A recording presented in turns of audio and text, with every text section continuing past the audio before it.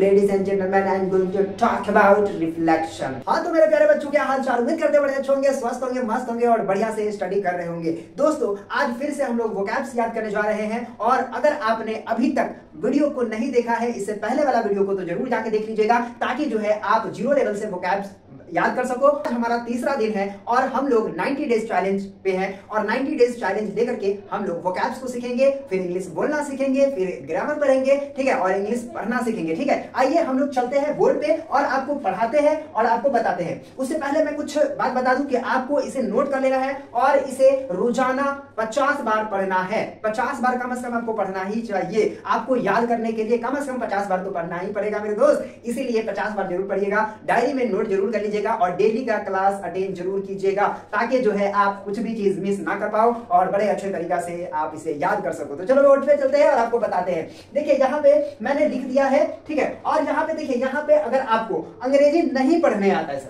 नहीं पढ़ने आता कि ये सर क्या लिखा हुआ है, तो आप तो ये समझ रहे हो ये कौन सा लेटर है, एफ है, आर है, ई है, एस है और एच है, तो इसको क्या पढ़ेंगे सर? अगर ये नहीं पढ़ने आ रहा है आपको, ठीक है, तो आप ये पढ़ो फ्रेश। क्या पढ़ोगे इसको?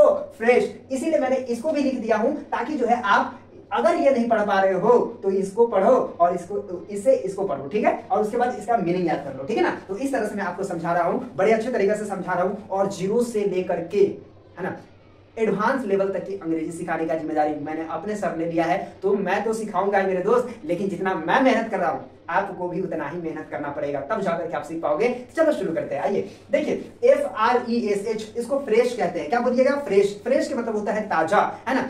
जब हम सब्जी लाने जाते हैं तो देखते हैं ना कि फ्रेश है या नहीं है, यानी कि ताजा सब्जी है कि नहीं है, तो देखते हैं कि हाँ भैया ताजा सब्जी है, तो ताजा सब्जी ले लेते हैं, तो कहते हैं फ्रेश, ठीक है ना। तो इसको क्या बोलिएगा? फ्रेश बोलिएगा। फ्रेश का मतलब क्या होता है? ताजा होता है, ये बात आप याद रखिए। दूसरा जो है FAIR, इसको कहते हैं फेयर। फेयर का मतलब होता है साफ या गोरा भी कहते हैं जिसको हम, है ना। और यहाँ पे फियर भी एक होता है, FEAR, उसके मतलब होता है डर। जब हमको डर लगता है ना तो हम कहते हैं, लेकिन यहाँ पे देखिएगा FAIR, तो आप ये जरूर याद रखेंगे। इसको क्या पढ़ेंगे? फेयर पढ़ेंगे। क्या पढ़ेंगे? फेयर। फेयर का मतलब क्या होता है? साफ होता है, राइट, ठीक है, इस तरह से आप बोलोगे। LADY इसको कहते हैं लेडी। क्या बोलते हैं? लेडी। यहाँ पे अगर आपको पढ़ने में दिक्कत हो रहा है तो यहाँ से आप पढ़ोगे, ठीक है। और लेडी के मतलब होता है महिला। महिला समझिएगा, है ना। आप लेडी इस तरह से भी लिख सकते हैं, राइट ना, समझ रहे ना। तो लेडी, इसको लेडी बोलेंगे, ठीक है। और यहाँ पे लेडी का मतलब महिला होता है। तो सर लेडीज किसको बोलते हैं? तो जहाँ पे बहुत सारे महिलाएं रहती हैं तो वहां पे कहते हैं ladies. Hello ladies and gentleman, इस तरह से बोलते हैं ना, hello ladies and gentleman, I am going to talk about reflection. Okay, इस तरह से हम जब बोलते हैं। बट यहाँ पे लेडी है, लेडी के मतलब एक महिला होती है, ठीक है, या महिला होती है, ठीक है ना। तो ये बात आप याद रखिएगा। लेडीज कब बोलेंगे? जब बहुत सारे लेडी बैठी हो। अगला देखिए, अगला है WRITER, इसको कहते हैं राइटर। क्या बोलिएगा? राइटर बोलिएगा। राइटर का मतलब होता है लेखक। जो किताब लिखता है, जो कुछ लिखता हो, उसको हम क्या कहते हैं? राइटर कहते हैं। समझ में आ रहा है? WRITER, writer. राइटर का मतलब होता है क्या? लेखक। उसके बाद आगे चलिए, UGLY, अगली, इसको क्या पढ़िएगा? अगली, ठीक है ना। अगली का मतलब क्या होता है? कुरूप, है ना। जो बदसूरत होता है, बदसूरत होता है, जिसकी अच्छी सूरत नहीं होता, क्या कहते हैं? अगली, ठीक है ना। तो इसीलिए इसको अगली पढ़िएगा ना, इसको उगली नहीं अगली पढ़ेंगे, ठीक है ना। आगे बढ़ते हैं और आपको बताते हैं। यहाँ पे लिखा है WEAK, weak. WEAK, weak. Weak इसको पढ़िएगा, ठीक है ना। क्या पढ़िएगा? विक। और एक बात मैं आपको और बता दूं, WEEK, विक, दोनों में अंतर है भैया, समझिएगा। आप बोलेंगे विक ही, ये भी विक है, ये भी विक है, कहोगे सर ये विक ये विक, दोनों का स्पेलिंग तो सेम नहीं है, तो सेम नहीं है, ठीक है, तो इसीलिए इसका मतलब भी सेम नहीं होगा। इस विक का मतलब होता है, क्या होता है? कमजोर होता है ना, कमजोर, ठीक है। और हमने अभी लिखा था WEEK, तो इस विक का मतलब होता है, इस विक का क्या मतलब होता है? सप्ताह। इस विक का मतलब क्या होता है? सप्ताह जो होता है ना, वो होता है। तो आप समझ गए होंगे, ठीक है। आगे बढ़ते हैं और आपको बताते हैं। देखिए यहाँ पे लिखा है DISHONEST। चलिए आगे देखिए, DISHONEST, इसको कहते हैं डिसऑनेस्ट। ऑनेस्ट बोलेंगे, हॉनेस्ट नहीं बोलेंगे, याद रखिएगा। ऑनेस्ट बोलेंगे, कहोगे सर यहाँ पे तो एच है तो हॉनेस्ट होना चाहिए, नहीं, एच यहाँ साइलेंट है, ऑनेस्ट बोलेंगे, राइट ना। तो डिसऑनेस्ट, यहाँ पे क्या लग गया है? डिस। देखो बाबा, यहाँ पे DIS, डिस लग गया हुआ है, और यहाँ पे ऑनेस्ट है, तो डिसऑनेस्ट मतलब होता है बेईमान, है ना। बेईमान इंसान जो होता है वो कुछ भी नहीं करता है।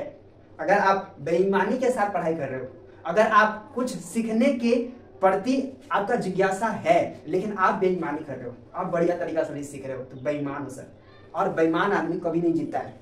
अगर मैं पढ़ा रहा हूँ, बेईमानी से पढ़ाऊंगा ना, पूरे दिल से नहीं पढ़ाऊंगा ना, सर मैं काम नहीं कर पाऊंगा, मैं सफल नहीं हो पाऊंगा। लेकिन अगर मैं अपने 100% दे करके आपको पढ़ाऊंगा और आप 100% दे करके पढ़ोगे, कमाल कर दोगे लाइफ में, ठीक है ना। तो मैं अपना बेस्ट देने का प्रयत्न करता हूं और इससे मैं तो अभी बोला कि अभी मैं शुरू कर रहा हूं, धीरे धीरे धीरे धीरे ट्रैक पे आऊंगा और बढ़िया तरीका से आपको समझाना शुरू करूंगा, बढ़िया तरीका से आपको पढ़ाना शुरू करूंगा। अभी तो मैं छोटी छोटी चीजें आपको बता रहा हूँ, अभी तो पहाड़ पर चढ़ना बाकी ही है ना, अभी तो ट्रेनिंग करना तो बाकी ही है, अभी बोलना इंग्लिश बोलना तो बाकी है, इंग्लिश ग्रामर पढ़ना तो बाकी है, टेंस पढ़ना बाकी है, वॉइस पढ़ना बाकी है, नरेशन पढ़ना बाकी है, सब पढ़ाऊंगा, धीरे धीरे पढ़ाऊंगा, ठीक है। लेकिन आप हमेशा जुड़ के रहिए, ताकि जो जुड़ाव होता है तभी तो जाकर के हम लोग एक दूसरे से कनेक्ट होंगे, तभी तो हम पढ़ पाएंगे, तभी तो हम जान पाएंगे, तभी तो हम समझ पाएंगे। इसीलिए चैनल को सब्सक्राइब जरूर कर लीजिएगा, ठीक है। तो इसको डिसऑनेस्ट बोलिएगा, डिसऑनेस्ट का मतलब होता है, तो इसको डिसऑनेस्ट बोलिएगा, इसका मतलब होता है बेईमान। समझ में आ रहा है आपको? चलिए आगे बढ़ते हैं। HELPLESS इसको बोलते हैं हेल्पलेस। क्या बोलते हैं? हेल्पलेस। हेल्पलेस का मतलब होता है बेसहारा। कोई इंसान है और उसका बेटा मर गया, अब वो क्या हो गया? बेसहारा हो गया। या कोई बच्चा है, उसका बाप मर गया, क्या हुआ? वो बेसहारा हो गया। तो हेल्पलेस, जिसको हम क्या कहते हैं? हेल्पलेस कहते हैं, ठीक है। तो हेल्पलेस का मतलब क्या होता है? बेसहारा।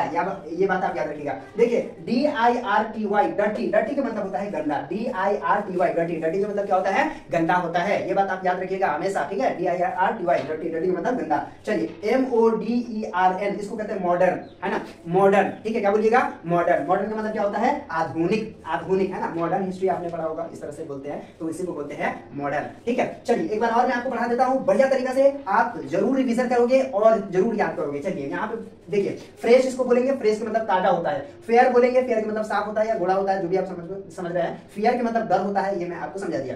लेडी के मतलब महिला होता है। राइटर, राइटर का मतलब लेखक होता है। अगली, अगली का मतलब क्रूप, है ना, बदसूरत। वीक का मतलब होता है कमजोर, और इस वीक का मतलब होता है सत्ता। उसके बाद यहाँ पे डिसऑनेस्ट है, ठीक है। हॉनेस्ट नहीं पढ़ेंगे, डिसऑनेस्ट नहीं पढ़ेंगे, डिसऑनेस्ट पढ़ेंगे। डिसऑनेस्ट का मतलब होता है बेईमान। उसके बाद हेल्पलेस, हेल्पलेस का मतलब होता है बेसहारा, और डर्टी, डर्टी का मतलब होता है गंदा। मॉडर्न, मॉडर्न का मतलब होता है आधुनिक। तो मेरे प्यारे बच्चों, अगर आप समझ पाए हैं तो जरूर यस लिखिएगा और अच्छे तरीका से इसको याद जरूर कर लीजिएगा। और फिर हम चौथा क्लास लेकर के आ रहे हैं, तब तक के लिए बाय।